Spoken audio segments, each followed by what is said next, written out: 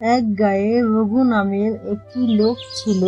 রঘু ছিল খুব লোভী আর খুব বদমেজাজি।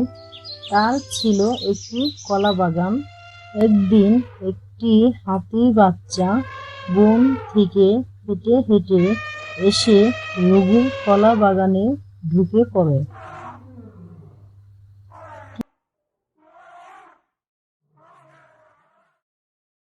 কিছু কলা গাছ খেয়ে তাই দেখে রঘু তো খুব রেগে যায়, আর সে একটি লাঠি নিয়ে হাতির বাচ্চাটাকে খুব মারতে থাকে। তাই দেখে শ্যামল নামের একটি লোক বলে, কিরে রঘু, হাতির বাচ্চাটাকে এভাবে মারছিস কেন?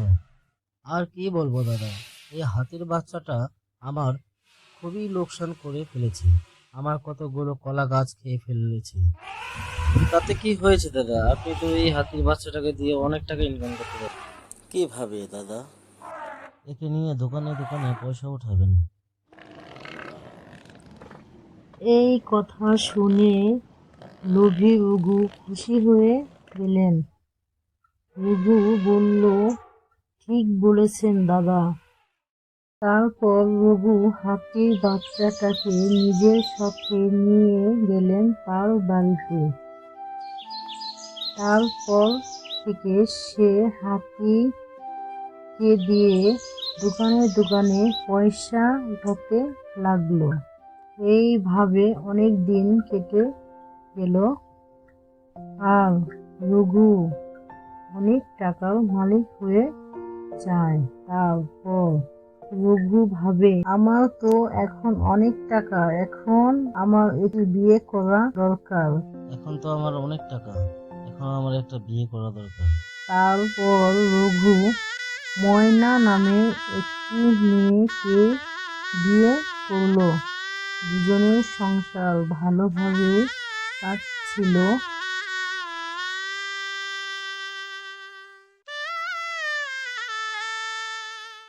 কিন্তু রঘু ছিল খুব হিসাবী, আর ময়না তার সব কিছু মেনে নিত। এইভাবেই তাদের দিন কাটতে থাকে।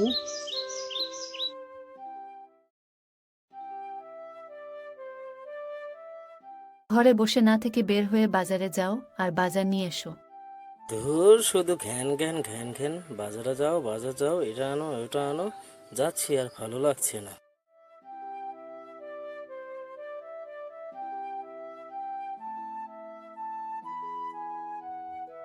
তারপর ময়নার একটি কন্যা সন্তান হয়। দেখতে দেখতে অনেক দিন কেটে যায়। মেয়েটি বড় হতে লাগলো। একদিন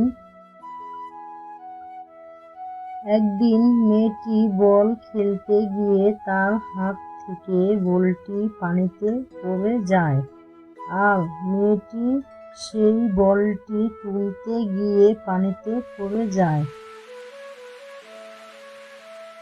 মেয়েটি সাঁতার জানত না, তাই সে পানিতে ডুবে মারা যায়।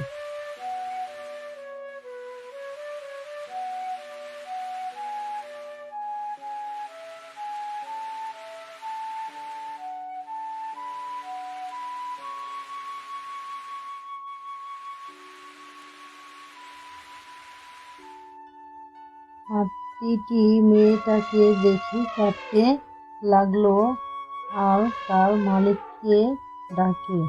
রঘু এসে নিজের মেয়েকে মরা অবস্থায় দেখে কাঁদতে লাগে। রঘু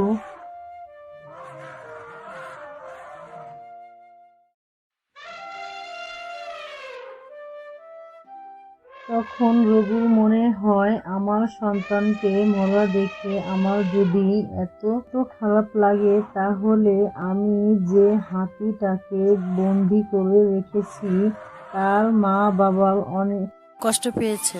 হাতির বাচ্চাটাকে জঙ্গলে ছেড়ে দিয়ে এলো। এই গল্প থেকে আমরা কি শিখলাম বন্ধুরা? কখনো কোনো প্রাণীকে বন্দি করে রাখা উচিত নয়।